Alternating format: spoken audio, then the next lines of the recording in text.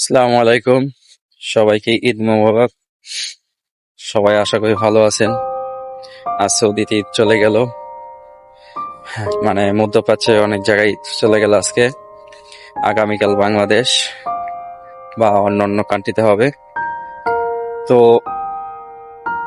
মধ্যপ্রাচ্যের মধ্যে যারা আছি প্রবাসী, তাদের একটা কথা বলি সিনকেটের মধ্যে, যে বর্তমানে আমরা যেখানেই সাপ্লাইতে কাজ করতেছি বা আশেপাশে যেখানেই কাজ করতেছি, মানে প্রবাসীরা না সুখ নাই। আজকে এমন একটা দিন গেল যে এত মানুষ কাজ করতেছে, 6 মাস 7 মাস ধরে কাজ করতেছে, বাড়িতে কোনো টাকা পাঠাইতে পারতেছে না। ফজরের সময় নামাজ পড়বা, নামাজের পর পরই আমাদের হয় ঈদের জামাত হয়ে যায়। ফজরের নামাজের পর সূর্য ওঠার পর পরই জামাত হয়। কিন্তু ভাই একটা মানুষের মুখে হাসি দেখলাম না। আইসা তারা সব ঘুমায় আছে, বাড়িতে কথা বলতে পারতেছে না। কেউ কথা বলে তো কান্না করতেছে। জানেন কেন?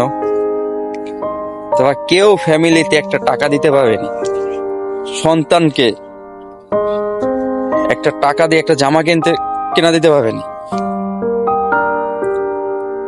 সারাদিন আসছে, সবাই একসাথে ছিলাম, দেখলাম কারো দুঃখের কথা কারো সুখের কথা বলা শুরু করছে। এটাই কি প্রবাস?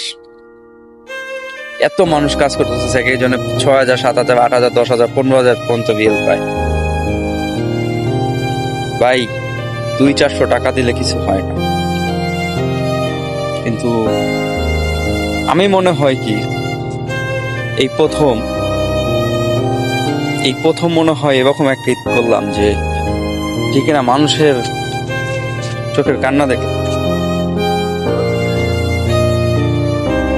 তো আসলে কথাগুলো কেন বলতেছি,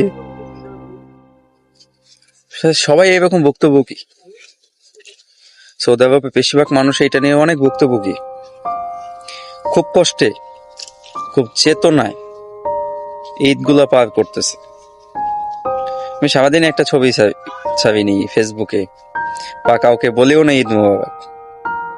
কেউ হয়তো বা আমাকে মেসেজ দিছে বা আমি সিন করে রেখে দিছি, এরকম হাজারো আছে। কারণ তাদের সুখ নাই। কেন নাই জানেন? পরিবারের সুখের জন্য প্রবাসে আসে। আইসা কি করে?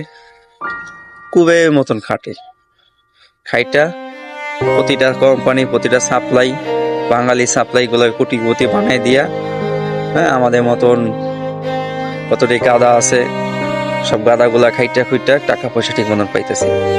কেউ না একই অবস্থা। তো এই জিনিসটা রিয়েলাইজ করলাম যে যারাই সৌদিতে নতুন এখনো আসতেছে, ভাইবা চিন্তা আসে